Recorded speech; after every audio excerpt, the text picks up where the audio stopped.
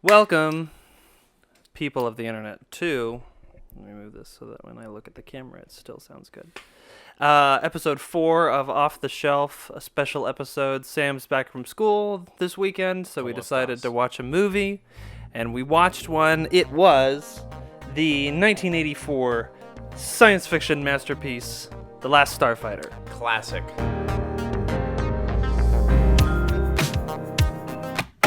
Greetings, Starfighter. You have been recruited by the Star League to defend against defend the frontier against Zur and the Kodan Armada. Great. It's in Ready Player One, and now you'll get that Easter egg. Oh, I do. Mm-hmm. So classic. So classic. So this was your first time watching it.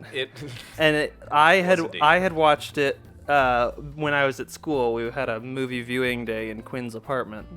Just for the movie viewing day? Just for this. Specifically for this.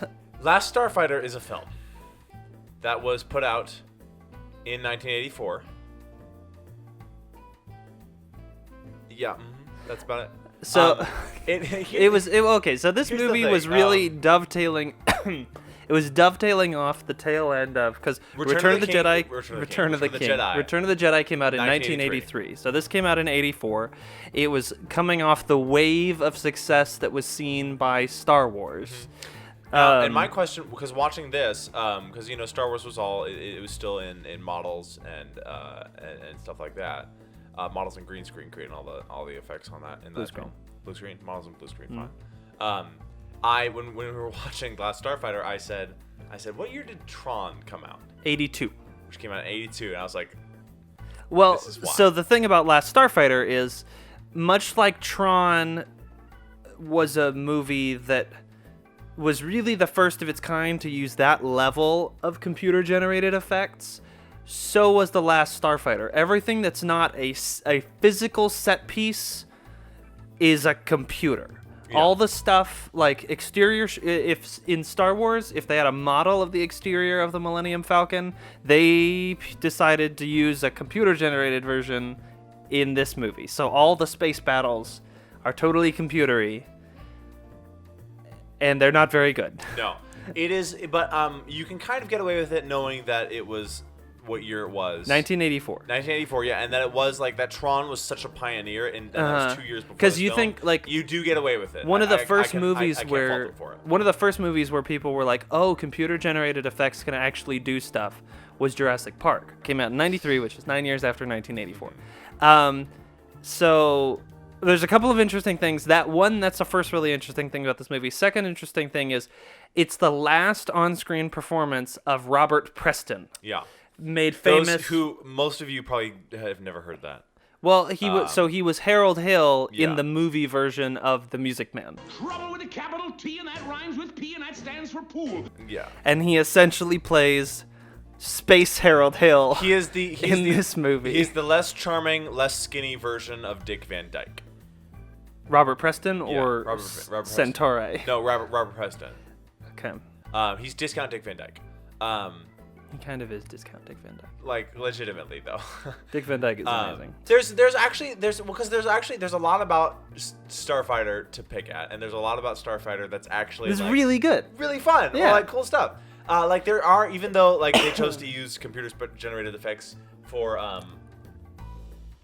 way more than was necessary. Way more than they should have. It was there were actually a lot, or not a lot, I shouldn't say a lot, but there were several moments where I was like, oh, that's kind of cool. No, like, the stuff that like is practical is really good, and of course there is a lot of Star Wars influence in the set design and some of the cinematography and the protagonist kind of. Of course, the entire Tashi Station and get some power converters. They're both whiny teenagers who don't like their position in life. Yeah, who just want something more. Oh my, that's gonna take all day. I was going to Silver Lake. Honey, I know. I'm sorry. I'm working lunch and dinner. I'm going to be in town all day. Oh, all right. Okay, Ma. I'll do it. But the one thing that like throughout the film, you can notice from a poor production design standpoint. I was just thinking about it now. I realized none of the even though they had good creature effects for all the makeup and stuff like that. Or Well, I mean- costumes. It was all still very flat. There wasn't even a lot of texture. Well, yeah. there. So it's the difference between Star Wars and the television Star Trek series. it's a movie that I would watch again because it is a lot of fun. It is fun. Despite the poor aspects that it had. I mean, there was a lot of really fun stuff, and there's stuff to laugh at, even in things that weren't intentionally funny and became off the way. It's kind of why I feel like it's a cult classic. Well, it is.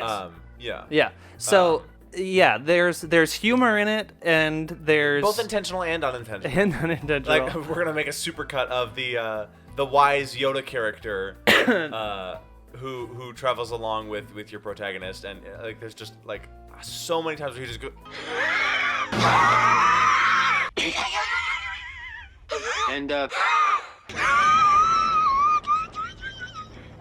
No, somebody at some of point laughing, 'cause at some there's point just- he had a discussion with the director, and the director was like, "Yeah, and then you laugh here because you're so excited." And he was like, "So I've been workshopping this laugh. I've been workshopping it. Let me show it to you."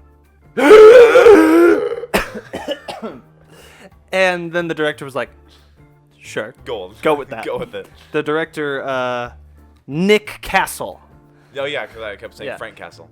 Nick Castle that's a has different guy. directed this movie. So Lance Guest, one of my favorite actors, plays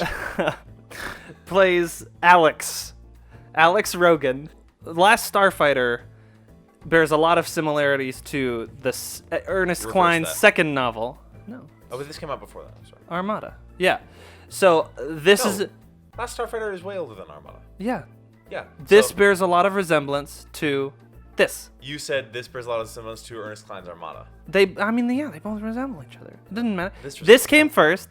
This came second. So this movie is about a boy who's really, really good at a video game, and it turns out the video game has been a front from some organization that's trying to recruit people to go into space combat. This is a book about a boy who's really good at a video game that turns out to be a front for some organization that's trying to recruit people for space combat. This is better. They're both good. The good things about it, it's hilarious to watch The as it goes by. It's an experience. Yeah, and it's fun, it's charming, it's not taking itself too seriously. It's also not like it doesn't go too far in terms of like where you're just like Doom, where you're just like, where is this plot going? I don't understand it. Like it follows the line and it does it in even It's though the- a little the bit hero's predictable, quest. but it's the quest and it goes Yeah. through it and the characters make sense and all that jazz. It makes sense. Yeah. So and there are fun. Okay, so I do want to talk about the good practical effects. We'll show a lot of clips of the bad CG effects, but some of the practical effects are really, I really think good. The first one that's good is when the arm gets shot off. No. The I first noticed one was, is when so the beta mod. yeah. So Robert Preston shows up after Alex Rogan beats the high score, and then Robert Preston shows up in a knockoff of the Back to the Future DeLorean, Space DeLorean that can fly. Space DeLorean. And he says, "Hey, come with me. This is my assistant Beta." And Alex shakes hands with Beta, and there's a big spark, and you never see Beta's face. And then Beta gets out of the car, and you're like, "Okay, that's weird." So it turns out Beta is there for the thing of when Alex is off in space, he needs to have a double back on Earth, so his family and friends don't get all weirded out Their by undies in a where did bundle. their undies in a bundle. Where did Alex go?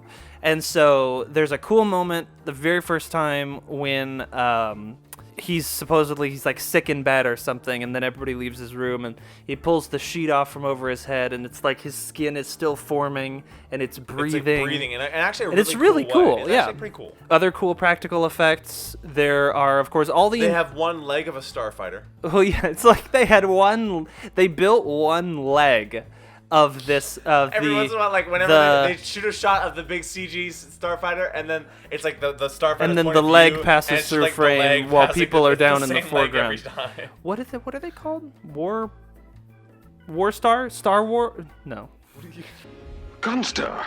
So there's a lot of all the interior sets are pretty cool. There's the big council chamber chamber, which that looks like the queue line the queue line for the Men in Black at ride at Universal. Universal. There's the interior of the Zurian, Kodan the ship. the Kodan ship that is like a mix between the bridge of a Star Destroyer. It's the mix between the bridge of a Star Destroyer and the interior of the Death Star. No, and the meeting room in the Senate meeting room on Mustafar from the third Star Wars film. Oh yeah, a little bit. I can see that. Yeah. And then there's just the interior. There's the interior of the Starfighter base, which has there's a cool little drive path for Robert Preston to drive his space DeLorean. There's the Space DeLorean drive There's path. Even the Space DeLorean is kind of cool. Yeah, the space DeLorean is cool. And there's a lot of cool hallways, and the costume design is good but not great. It's lacking. It's the No texture. It's not the 3D. bike tire collars. I was and like, that's a bicycle tire. Watch circuit translators, and all the Rylon people are Lobot, discount Lobot. If Lobot populated Whoville, solely Lobot, everybody is discount Lobot. And they've all got these big Whoville. brows, and the women are bald. Oh, one of my favorite moments is when Greg. Greg. Not Greg. Is your name Greg? Greg. Greg. Greg. Your name's Greg. Greg, who's the Yoda-esque character to Lance Guest's Alex Rogan. The Merlin to our Arthur. Mm-hmm. He's like, here's a picture of my wife, and it just looks like him, but it's a lady with a coat and a fur collar. It's like and you're just like different. It's real funny. The funniest moment is then when he looks at Lance Guest looks at what's his name even Alex Rogan. He looks at his picture of his family. My mom looking like this because that's how he's looking at it. Oh, that's right. He's looking at it like that. But it's looks at his picture. And they're his talking. Family and the girl. They're talking about because he wants no part of being a starfighter. Which you can. Yeah. He doesn't want any part of it. Makes So sense. he just wants to go home. He and wants so to go home. Greg is talking about, here's my family. What's your family like? What's Earth like? And so they're talking about it. And he's like, oh yeah, and this is Maggie. And then it cuts back to Earth. Maggie looks out at the sky and she's like, I love you, Alex Rogan. I love you, Alex Rogan. It's beautiful. Beautiful moment. So tender. What? So sweet. Like teriyaki chicken. Alex realizes that he has to stay on Rylos and protect them against all threats because he is the last Starfighter. Get it? It's the title of the movie. film. It's like Last of the Mohicans, but space. The Last Samurai. So he comes back and he's like, Maggie, babe, come with me. And she's like, I have to take care of my grandmother. I am afraid to leave this place. Yeah. Because he said at the beginning of the film she's afraid to leave this place. Yeah, because he wants to go off to school and she won't come with him. Oh, wait, and she has all these great lines with the beta unit where he's off in space. And she's like, Well, I don't know. You're just acting spaced out. You're not yourself. It's like you're a million miles away, Alex. Hey! It's funny. Get it? We're clever writers. The big problem with this movie is that it's a movie about this epic space, this epic Star War. Good one. And that's a great name. We should use it for something. we really should copy that before some unscrupulous hack steals it. This is where the movie lacks the most because the computer effects are beyond terrible. The greatest moment, the triumphant moment of the film where they save themselves with using the special Death Blossom is just like all the enemies are within this one circle and they hit a button and the ship just goes and like spins. It's like a and, dreidel. It's the death dreidel as it shoots off lasers in random directions, killing everything. And it's because it's confusing because the explosions are not computer generated. It's superimposed real explosions like they did in Star Wars. The other thing this movie suffers from is a poorly developed antagonist. Who got away? I just realized that. He totally got away. And I don't know if that's because they were planning a sequel It or can't what. be. It can't be. Because he just vanishes and never shows back up. They don't mention it again. So he's brokered some deal with the Emperor to come back, and it's this whole big thing, and he's just kind of underdeveloped, and you don't really understand. And these guys are like, we just have to follow him. And then he escapes, and and then in the battle, he's like, he breaks away into the escape pod. Well, they decide they don't want him anymore, so they capture him. And then the ship gets hit. The ship gets hit, and then he escapes, and then goes goes out an escape pod and he never is mentioned again. You never see him. Not even like that would have been the perfect moment for them to It's be not like Darth Vader spinning around in the TIE fighter at the end of A New Hope, and then somehow the ship gets disabled by the last Starfighter, the Kodan warbird. She won't answer the helm. We're locked into the moon's gravitational pull. What do we do? We die.